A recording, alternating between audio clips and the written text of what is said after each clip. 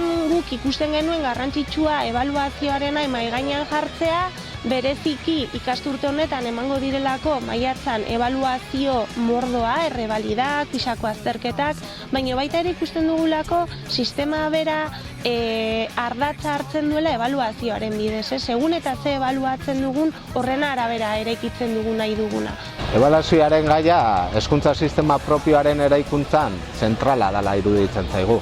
Finean, ebaluazioaren bitartez, edukiaz gain, metodologia, pedagogia, parte hartzea eta abar finkatzen direlako.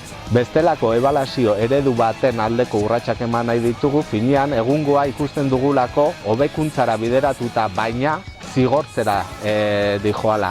Eta egungo eredua ere ikasleen garapenerako ez dela batere egokia.